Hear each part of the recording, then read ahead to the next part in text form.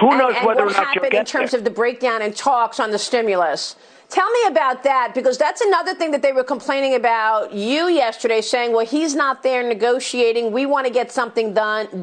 The Democrats have put on the table this $3 trillion plan. What specifically are they pushing for that is causing this breakdown in any deals? Nancy Pelosi said that the Democrats want to, and the White House are still miles apart on stimulus. Well, they're right, and it's their fault. They want $3.5 billion for something that'll turn out to be fraudulent. That's election money, basically. They want $3.5 billion for the mail-in votes. Okay, universal mail-in ballots. $3.5 trillion. They want $25 billion for the post office. Now, they need that money in order to have the post office work so it can take all of these millions and millions of ballots. Now, in the meantime, they aren't getting there. By the way, those are just two items. But if they don't get those two items, that means you can't have universal mail-in voting because they're not equipped to have it. And you see how bad it's been with this Carolyn Maloney scam. She scammed her way into an election. She probably lost, but they said mail-in ballots, it's all mixed up. Paterson, New Jersey, same thing. Yesterday, Virginia, 500,000 applications for ballots got sent to everybody. Nobody even knows. Got sent to dogs, got sent to dead people. Nobody has no idea what happened. They said, oh, we made a mistake. I'm sorry. 500,000 ballots sent in Virginia. How do you feel about Virginia going in there and you have 500,000 phony ballot applications? And this is all over. So this is what's holding it up? They want... No. So that's only one aspect of it. This is what's holding up money for the American people. They want mail-in votings and they want money for the post office. This is one of the sticking points that's holding back stimulus for Americans during this coronavirus. The Democrats wanting money for the post office for mail-in voting. That's one of them. That's right. How would you like to have, Maria, how would you like to have $3.5 billion for mail-in voting? Billion. So if you didn't have it, you wouldn't. You know how much money that is? Nobody has any idea. You know, people, $3.5 billion. They want $25 billion for the post office because the post office is going to have to go to town to get these ridiculous ballots in. You know, there's nothing wrong with getting out and voting. You get out and vote. They voted during World War I and World War II, and they should have voter ID because the Democrats scammed the system. But two of the items are the post office and the $3.5 billion for mail-in voting. Now, if we don't make a deal, that means they don't get the money. That means they can't have universal mail-in voting. They just can't have it. So, you know, sort of a crazy thing. Yeah, see, admitting the voter suppression scheme is the part you're not supposed to say out loud.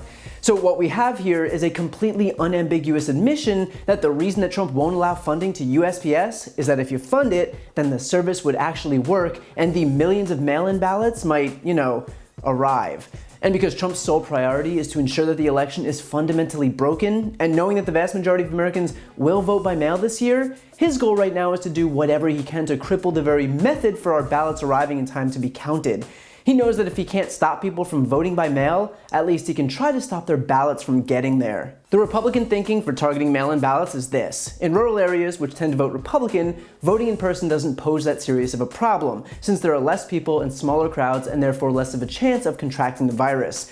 But in urban areas, which tend to vote Democratic, voting in person and waiting in long lines with tons of other people does pose a greater risk in a pandemic. And so they're more likely to defer to mail-in voting. So those are the voters that Trump wants to disenfranchise. Why? Because he only wants people who are voting for him to be able to vote. In case you were wondering just how much Trump is leaning on the authoritarian playbook here. Aside from that, he's already spent months conditioning his supporters not to vote by mail, whereas Democrats have embraced it. And because polling is now showing that a portion of Republicans are actually resistant to sending their ballots in by mail thanks to Trump, he's just trying to make sure that only those who are inclined to vote in person, meaning his supporters, are the ones whose votes are counted. His excuse here is that mail-in voting could lead to the, quote, greatest fraud in history. But you guessed it, there is zero evidence to back that up. In actuality, according to an analysis by MIT, over the last 20 years, there have been 143 cases of fraud using mailed ballots. That comes out to 8 cases of fraud per year.